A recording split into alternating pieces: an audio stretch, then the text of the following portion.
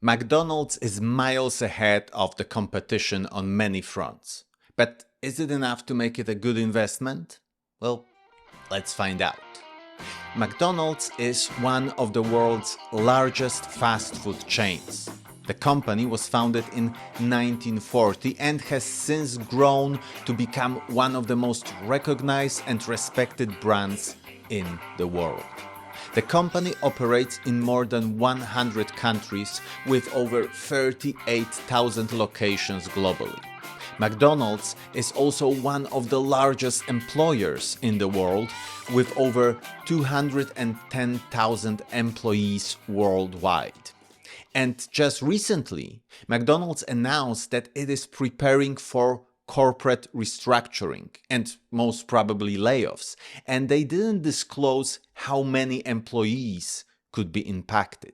So today we will take a closer look at financial health of McDonald's, at dividends, and we will also calculate the intrinsic value of the company to find out, is it a good investment possibility at the current time? But first, let's see who owns this company.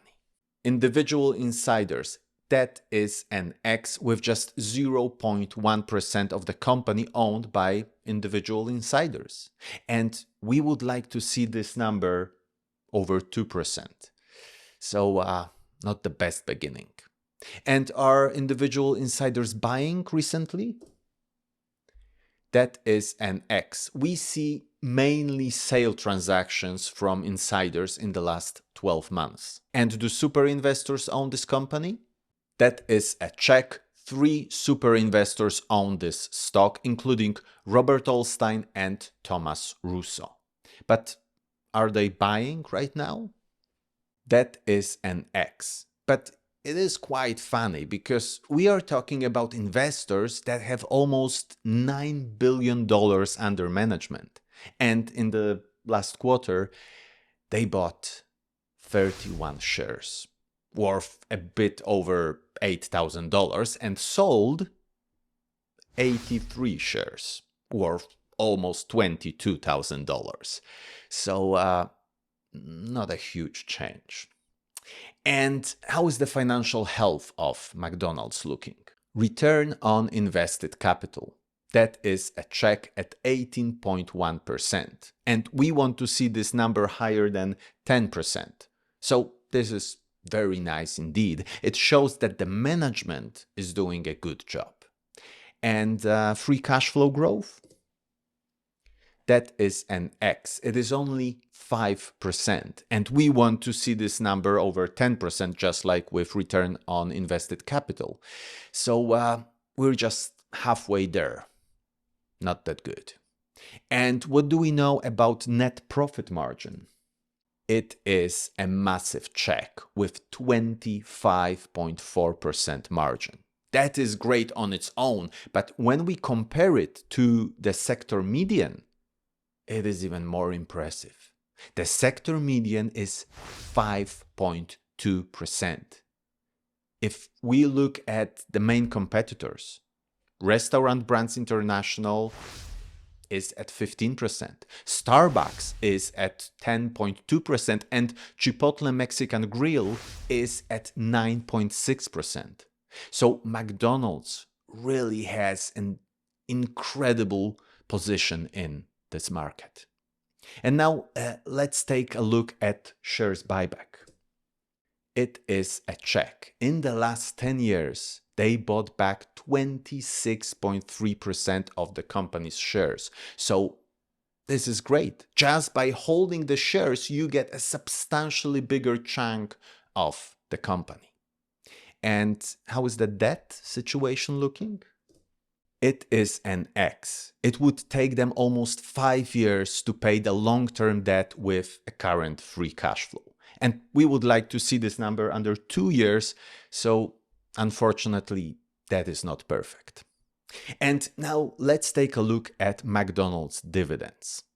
That is a check. They are paying dividends and the dividend yield is 2.3%. So for every share, we get annually $6.08.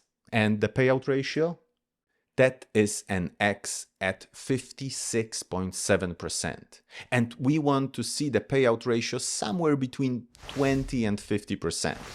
The fact that it's higher than 50% is a bit worrying, because at a certain point the dividend may become unsustainable, and if they are putting so much cash into dividends, then they have less of it to invest or to pay back debt or buy back shares. So it is something to monitor in the future. And what about dividend growth?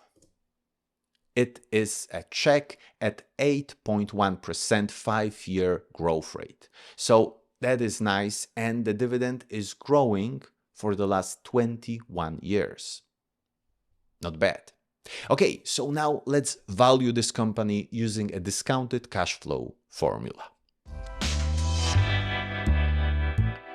First of all, if we look at the price to earnings, we see that it is very high, 33.5 to be exact. So there is a decent chance that our valuation will also look quite expensive.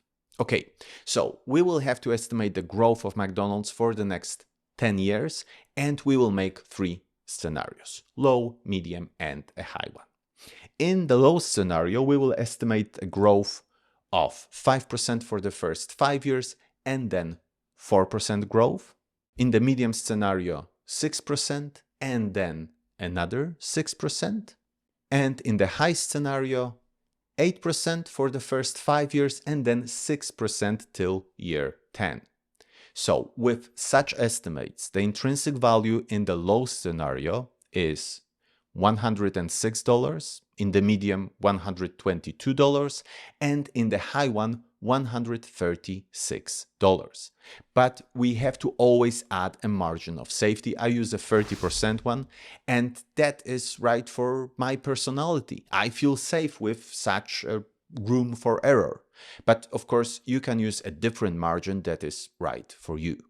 So with a 30% margin of safety, we get $74 in the low scenario, $85 in the medium, and $95 in the high one. And the current price is around $268. So like we expected with such a big PE, it is all in the red, and actually by some margin.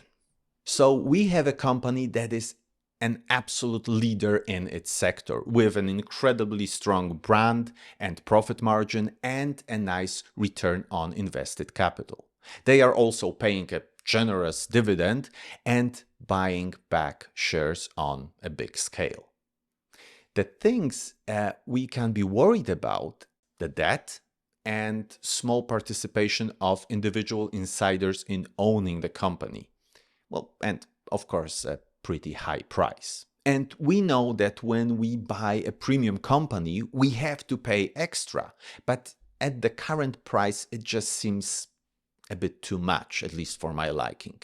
But let me know in the comments if you have a different view. That's all for today. Thank you for watching, and remember to subscribe to the channel and like the video if you found it interesting. Thanks again, and bye-bye.